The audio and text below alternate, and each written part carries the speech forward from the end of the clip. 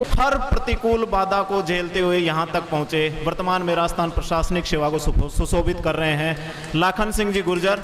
आप बयाना के रहने वाले हैं। इससे पूर्व आप राजस्थान में सेकंड ग्रेड टीचर के रूप में कार्यरत थे और मेरे छोटे भाई हैं। आप राजस्थान यूनिवर्सिटी में हम साथ पढ़े हैं। और एक जोरदार वाकया इनके साथ ये बता रहा हूँ कि जब हम इंटरव्यू की तैयारी कर रहे थे तो इन्होंने कहा कि भाई साहब मुझे यूँ लगता है कि इस बार मैं एसडीएम बन जाऊँगा। तो उस चीज़ को इन्होंने साकार किया।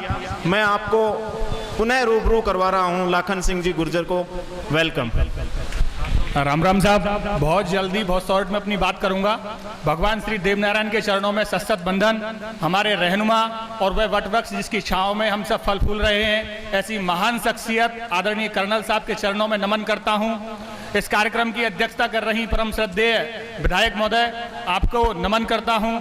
और मंच पर आसीन गुर्जर प्रतिभाओं के प्रोत्साहन और मार्गदर्शन के लिए पधारे जज साहब श्री भैरव सिंह जी, पूर्व आईपीएस, डॉक्टर पीएस वर्मा साहब, मेरे बड़े भाई साहब ब्रह्म सिंह जी, आप सभी का आभार प्रकट करता हूं। और सम्मुख विराजमान मेरे पितृतुल्य बुजुर्गों को नमन करता हूं और माता और बहनों को नमन करता हूं इस एक पंक्ति के साथ कि अपना वजूद भुलाकर हर किरदार निभाती है, यह वो देवी है जो घर को स्वर्ग बनाती है।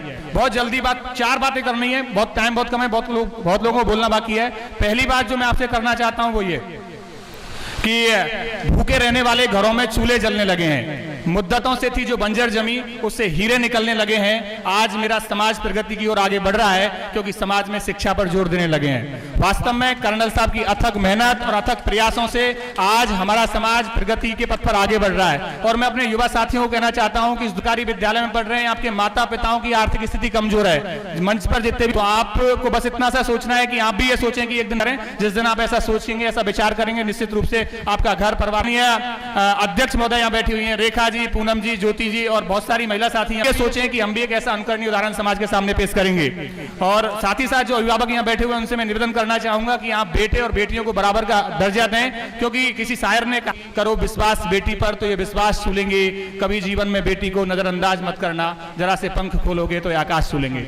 तीसरी बात जो बहुत इंपॉर्टेंट बात है नहीं है, निश्चित रूप से कि इस दुनिया में जो भी कोई व्यक्ति आगे बढ़ा है वो दुआओं से बढ़ा है। दुआएं लेने की कोशिश करें। अभिवादन सिलेसन बद्दोप सेवने चतवारी तसा हौसले आजमाया करो, मुसीबतें देखकर मुस्कुराया करो, दो निवाले भले ही कम खाया करो, अपने बच्चों को लेकिन पढ़ाया करो। धन्यवाद।